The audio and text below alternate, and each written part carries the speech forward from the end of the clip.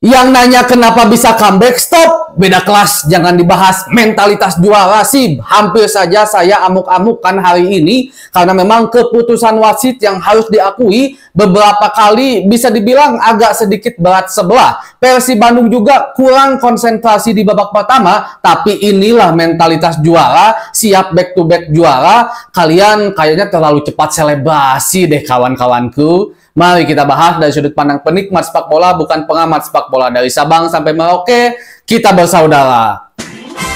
Selebrasi legend dari pemain Persija Jakarta dibalas oleh selebrasi legend dari pemain Persib Bandung, Dadang Da Silva. Harus kita akui, Bobotoh, sebelum masuk ke taktikal dan permainan Persib Bandung, kita bahas dulu sedikit tentang wasit. Ada beberapa memang ya bisa dibilang keputusan yang agak sedikit merugikan Persib Bandung, khususnya ketika sigengan sikuan dari Marco Simic kepada Beckham Putra mengingatkan kita kepada laga-laga selanjutnya yang hampir sama yang dilakukan oleh Ricky Kambuaya dan Pergonji ya kalau saya nggak salah di Persik Kediri, yang dimana kurang lebih sama seperti yang dilakukan oleh Marco Simic, tapi langsung direview oleh VAR dan dikasih kartu merah secara langsung. Mungkin di Bekasi mah ke aliran, jadi VAR-nya tidak ada komunikasi kepada kepada wasit yang memimpin laga pertandingan tadi. Jadi titik kesalahannya, Bobotoh, bukan ada di wasit tengah ya,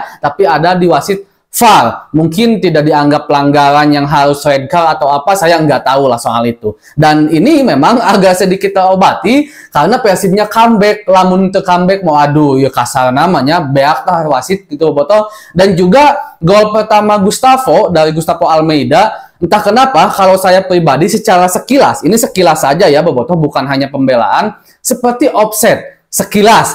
Cuman kalau seandainya di review oleh VAR mungkin kita bisa lihat titik temunya apakah itu offset atau enggak. Itu yang pertama. Tapi kita lupakan masalah wasit karena sekarang alhamdulillah kita kembali comeback. Di babak pertama Bobotoh, sebenarnya Persib Bandung bermain dengan sangat pede. Bahkan saya komen di IG Persib Bandung mode tempur gitu kan permainan hari ini mah. Bahkan beberapa peluang bisa dibilang di menit-menit awal Persib yang paling banyak dan Persib juga yang paling melakukan peluang yang benar-benar 24 karat, peluang emas sekali, tapi memang gagal dimaksimalkan oleh Gervane khususnya. Sementara Persija mainnya adem ayem. Cuman di gol pertama yang rebound dari tendangan kena Mistar yang akhirnya disontek oleh Gustavo Almeida, itu kelihatan banget Persib ngantep Bobotoh. Hansa Muyama bisa build up dari belakang sampai ke dekat pertahanan Persib Bandung. Coba bayangkan. Tidak ada pressing dari Ciro Alves di situ yang terdekat, tidak ada pressing dari Marco, tidak ada pressing dari Tyron Del Pino juga. Sehingga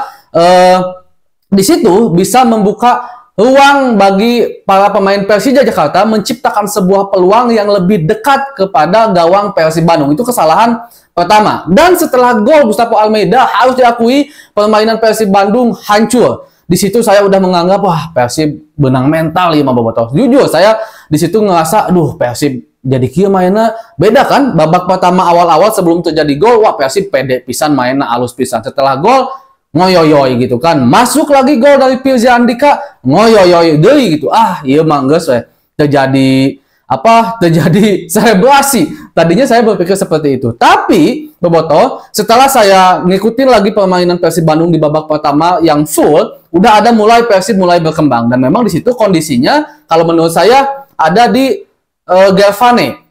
Gervane bukan bermain jelek, tapi yang pertama mungkin beda tipe permainan. Gervane itu kalau bermain di posisi nomor 9, dia lebih ke seperti Marco Simic lah. Walaupun tesiga Marco Simic teuingnya, kalau Gervane mah rada aya lompatan, rada aya sisi gegan, kuat pegang bolanya gitu kan. Kalau Simic kan bener-bener fuel nomor 9 yang hanya kudu dihuapan lah kasarnya. Kalau Gervane tidak seperti itu, tapi kurang lebihnya seperti itu. Sehingga kontribusi secara permainan tim, secara kerja keras agak kurang. Beda kalau seandainya David Da Silva yang main, apal David, dia selalu turun ke belakang nyari bola, dia jadi tembok, dia ikut bertahan, dia kadang jadi playmaker, dia kadang jadi pemain sayap. Nah di situ saya mulai optimis, wah iya wajib nih. David asup di babak kedua. Dan terbukti setelah Mang Dadang masuk, permainan Persib Bandung lebih cair. Lebih ada kontribusi dari seorang striker. Sekali lagi ya Bobotoh, bukan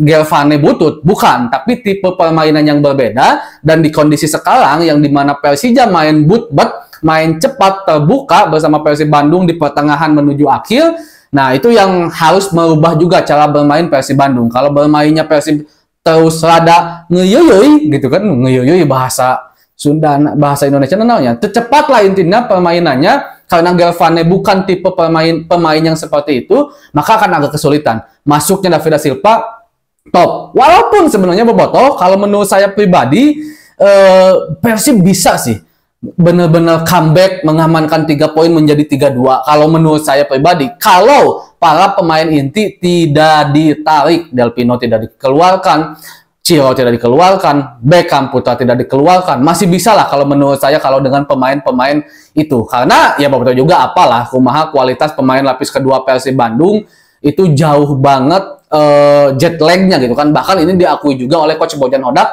langsung. Kadang-kadang Bojan Hodak kecewa ketika memasukkan para pemain lapis kedua. Cuman ya memang para pemain inti Persib juga tidak bisa bermain 100% 90 menit full, pasti mereka juga kelelahan, apalagi dengan intensitas permainan yang sangat tinggi. Komodei pemain-pemain Persib itu kan loba pemain yang kolot ya, Cio Alpes, Tyron Delvino gitu kan, itu udah pemain-pemain tua yang harus kita akui secara fisik pasti sudah tidak sebugar ketika waktu muda. Itulah yang mungkin menjadi pertimbangan Coach Bojan Hodak daripada kita ngambil resiko fisik mereka habis sementara Persija memasukkan pemain-pemain yang cepat, itu malah beresiko kepada Persib Bandung. Ya udahlah, masukkan pemain-pemain yang lebih kuat lagi tenaganya seperti Rian Kurnia, Robi Darwis gitu kan. Tapi ya ini dia gitu kan hasilnya, yang dimana ini menjadi evaluasi panjang juga untuk kedepannya bagi Persib Bandung. Apalagi kalau kita kembali back to back juara, kembali bermain di Asia,